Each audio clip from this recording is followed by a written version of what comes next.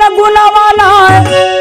अरे कवन गुणवाना है पोहर लइके जइबू ससुरा, कवन गुणवाना है पोहर लइके जइबू ससुरा।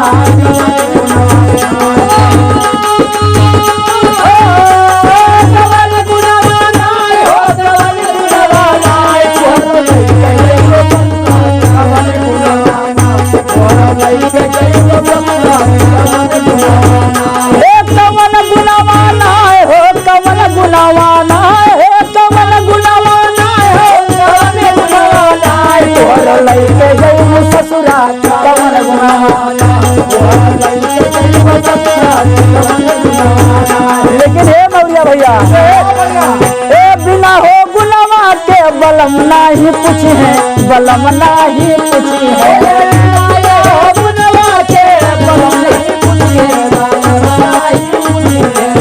बिना हो गुनावा के बलम नाही पूछी है, बलम नाही पूछी है।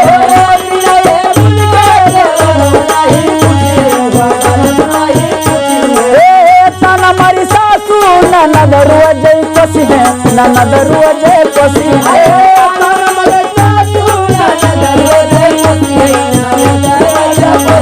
लेकिन हे ननके भैया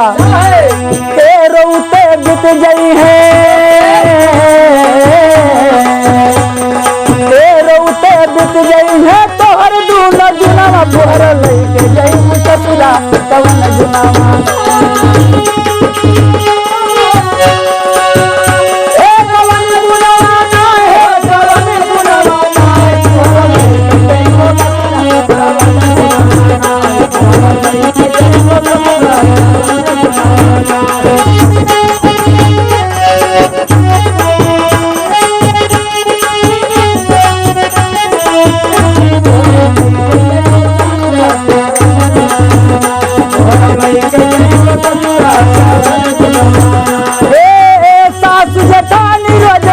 करी है झगड़वा ओ करी है झगड़वा,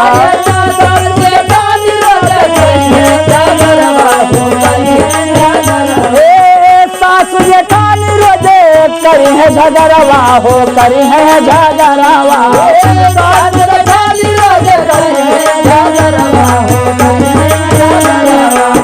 झोटवा पकड़ सासु करी है बाहरवा ओ करी है बाहरवा,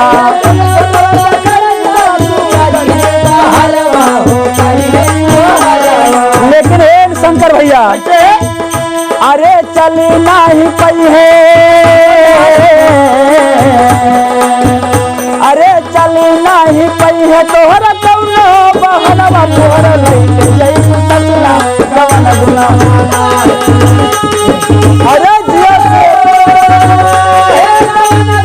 क्या बात है, जिया पोहर लइके जइबू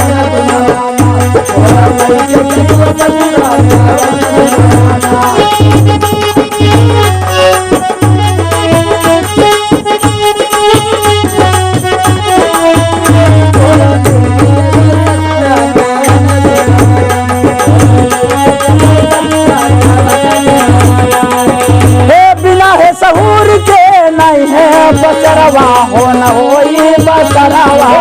बिना सहूर के ना होई बसरवा, बिना सहूर के ना होई बसरवा हो होई बसरवा,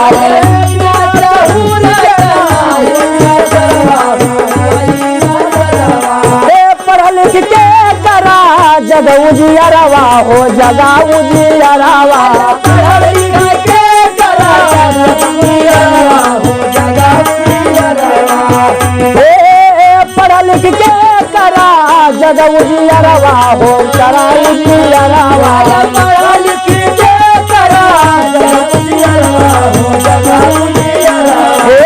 कहे बबलू यादव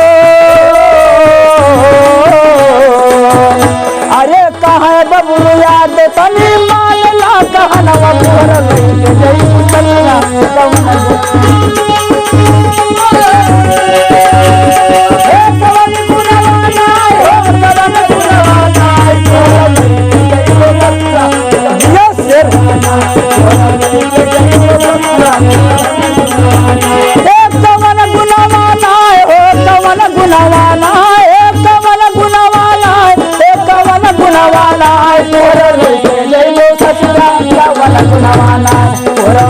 जैबो ससुरा सावन गुणवाना तोरा लगे जैबो ससुरा